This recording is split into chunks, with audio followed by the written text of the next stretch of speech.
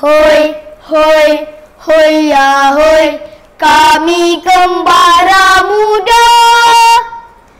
Hoi, hoi, hoi ya hoi, sains kami teroka. Eksperimen kami, penyamaran unik, harap tepati penjurian juri.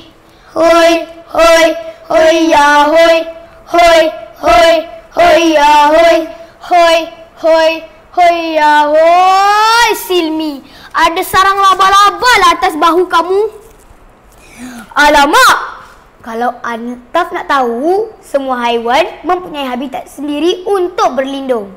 Antaranya laba-laba ini. Selain itu, ayam tinggal di reban. Biri-biri, kambing dan lembu tinggal di kandang. Dan burung tinggal di sarang.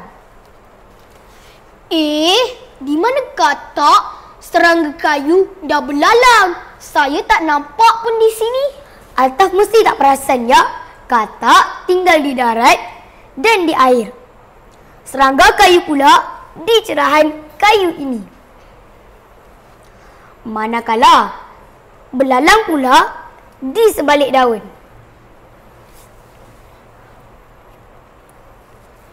Patutlah saya tak nampak. Semuanya berwarna seakan daun dan kayu.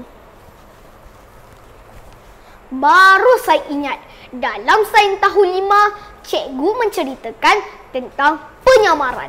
Penyamaran ialah ciri khas atau tingkah laku khas yang menyerupai persekitaran dengan bersembunyi serta menyamai warna, bentuk atau tekstur persekitarannya. Ini menyebabkan haiwan-haiwan tersebut sukar dilihat oleh musuh atau pemangsa. Betul Altaf, contohnya sesumpah ini boleh menukar warna kulit, bukan sahaja untuk menyamar dari pemangsa, tetapi juga untuk mengawal suhu badan. Wah, uniknya. Saya teringinlah nak tengok macam mana penyamaran tersebut berlaku. Mari saya tunjukkan. Eksperimen pertama, alat yang saya gunakan ialah lampu suluh bagi menggantikan cahaya dan kertas luk sinar berwarna bagi menggantikan suhu persekitaran. Sebagai contoh, bila saya gunakan kertas luk sinar berwarna hijau seperti tumbuhan, maka sesumpah ini akan bertukar menjadi hijau. Begitu juga dengan warna kuning, seperti tanah atau kayu. Warna merah, seperti bunga. Dan biru, seperti air. Warna yang cerah, pantulkan haba semasa cuaca panas. Manakala warna yang gelap, serap haba ketika cuaca sejuk. Begitu juga dengan katak. Katak menyamar di bawah daun untuk elak daripada cahaya matahari untuk kekal sejuk. Menakjubkanlah eksperimen kamu ini. Apa pula kegunaan tisu, pewarna makanan dan kertas A4 berwarna ini pula? Eksperimen kedua. Altaf boleh buat di dalam kelas maupun di rumah. Tapi kena berhati-hati ya, sebab kita akan menggunakan alatan yang tajam seperti gunting. Mula-mula, kita potong beberapa keping tisu berbentuk sesumpah kecil.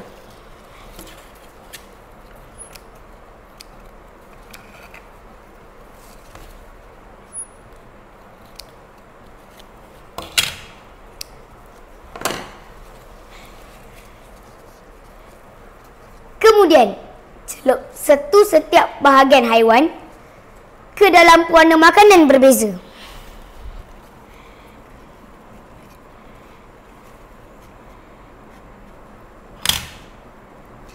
Seterusnya, kita letakkan kertas tadi di atas latar kertas warna yang sama.